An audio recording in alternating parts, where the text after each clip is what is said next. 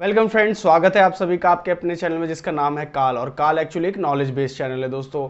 और आज मैं आप लोगों के लिए ऐसी एक इंटरेस्टिंग नॉलेज वाली वीडियो लेकर आया हूं जिसमें मैं आपको बताऊंगा कि स्टार्टिंग से लेकर और आज तक के सारे हमारे जितने भी प्राइम मिनिस्टर्स रहे हैं उन सभी के बारे में और उन सभी के नाम मैं आपको सीरियल वाइज बताऊंगा और उनके टाइम पर क्या क्या चीज़ें हुई थी वो भी मैं आज आपको इस वीडियो में बताने वाला हूँ दोस्तों। तो दोस्तों जब 1947 15 अगस्त 1947 को भारत आज़ाद हुआ था तो हम सभी जानते हैं कि हमारे पहले प्राइम मिनिस्टर बने थे जवाहरलाल नेहरू जी। जवाहरलाल नेहरू जी 1947 से 1964 तक हमारे प्राइम मिनिस्टर रहे थे और कार्यकाल के दौरान ही उनकी मृत्यु हो गई थी दोस्तों।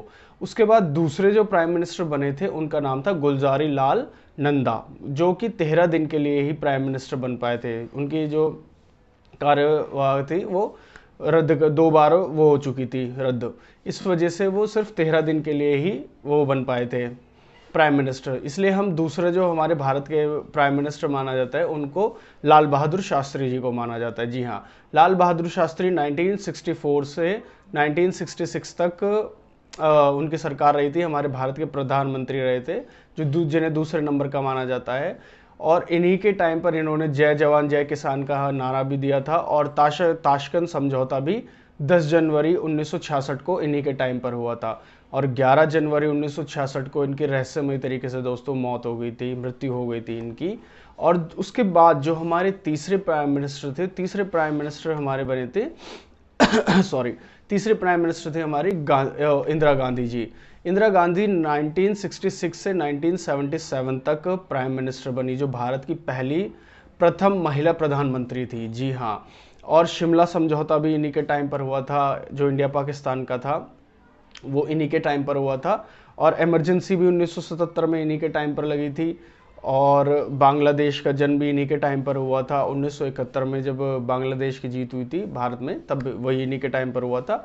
और 42वां संविधान संशोधन कॉन्स्टिट्यूशन अमेंडमेंट भी इन्हीं के टाइम पर हुआ था 42।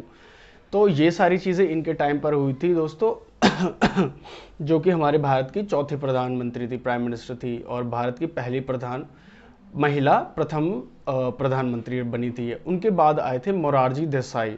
मोरारजी देसाई हमारे पांचवें प्राइम मिनिस्टर थे भारत के, जो 1977 से 1979 तक थे और ये प्रथम गैर कांग्रेसी प्राइम मिनिस्टर बने थे उस टाइम पर, और जो जनता पार्टी से थे। 44वां संविधान संशोधन इन्हीं के टाइम पर हुआ था दोस्तों, जिसमें संपत्ति के अधिकार को कानूनी अधिकार बना दिया गया था।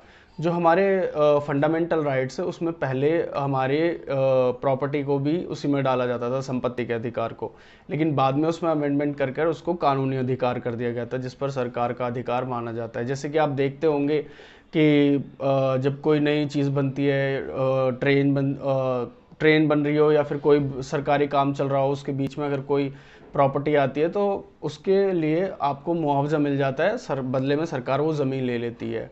तो वो यही कानून था दोस्तों पहले। हालांकि काफ़ी सारे ऐसे केसेस हुए थे जिसकी वजह से ये कानून को बदलना पड़ा, इसके ऊपर भी काफ़ी बहस हुई थी, लेकिन बाद में इसको बदल दिया गया दोस्तों।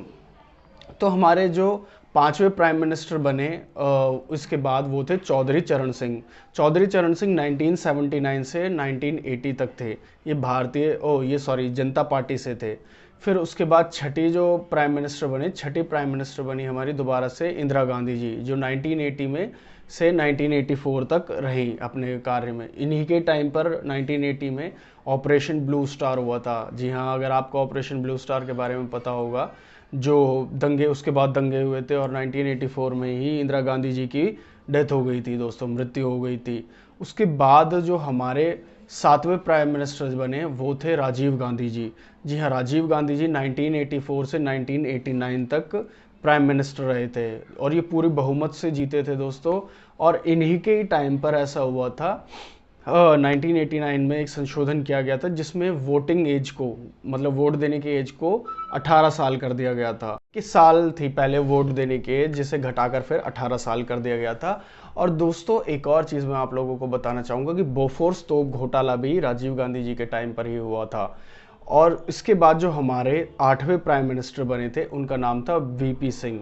वीपी सिंह 1989 से 1990 तक थे और इनकी 11 महीने की सरकार थी जो जनता पार्टी से थे, और इनके ही टाइम पर ओबीसी को जो रिजर्वेशन मिली थी वो 27% का आरक्षण भी उन्हीं के टाइम पर दिया गया था 1990 में। और दोस्तों उसके बाद जो आए हमारे 10वें प्राइम मिनिस्टर थे चंद्रशेखर जी। चंद्रशेखर जी 1990 से 1991 तक थे, 1 साल की इनकी वो थी। वैसे तो 7 महीने की सरकार रही, फिर समाजवादी पार्टी से सॉरी जनता पार्टी से थे ये। इन्हीं के समय में राजीव गांधी जी की मृत्यु हो गई थी दोस्तों। उसके बाद जो हमारे 11वें प्राइम मिनिस्टर बने, 11वें प्राइम मिनिस्टर थे पीवी नरसिम्हा जी।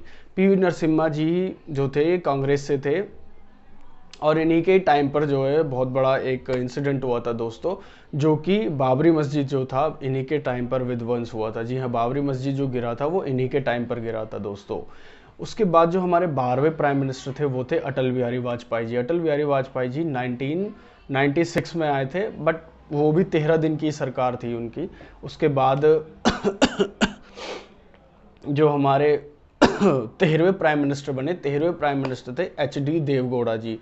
एच.डी. देवगौड़ा जी 1996 से 1997 तक थे, और उनके वो थे जनता दल पार्टी से। जनता दल पार्टी से ये 1 साल की इनकी भी सरकार रही दोस्तों।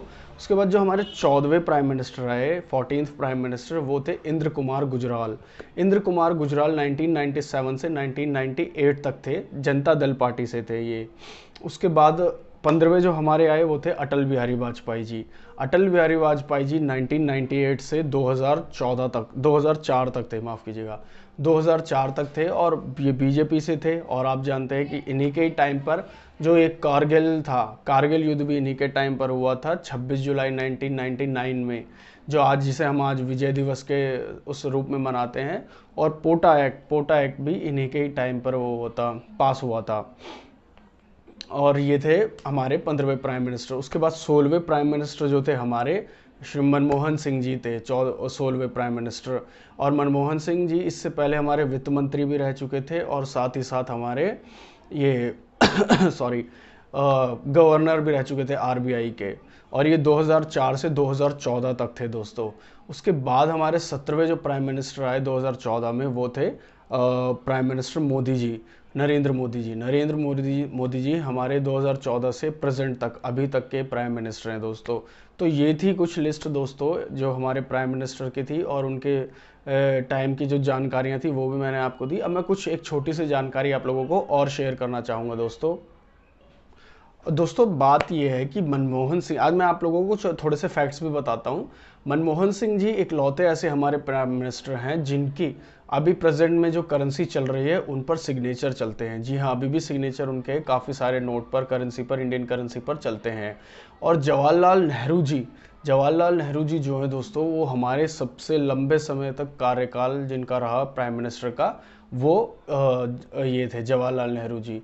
और नरेंद्र मोदी जी गैर कांग्रेसी प्राइम मिनिस्टर हैं जो सबसे लंबे समय तक आज भी अपने कार्यरत हैं दोस्तों।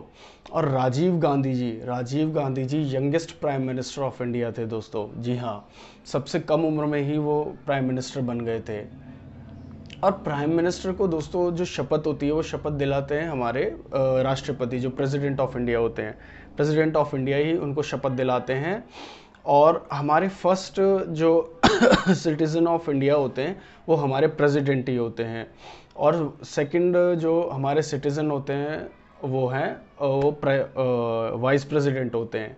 थर्ड सिटीजन हमारी कंट्री के होते हैं जो प्राइम मिनिस्टर होते हैं। फोर्थ सिटीजन होते हैं हमारे गवर्नर, और फिफ्थ सिटीजन होते हैं फॉर्मर प्रेसिडेंट। तो ये कुछ इंपॉर्टेंट जानकारी थी दोस्तों, और ये कुछ फैक्ट्स और नॉलेज थी जो मैंने आप लोगों के साथ शेयर की है।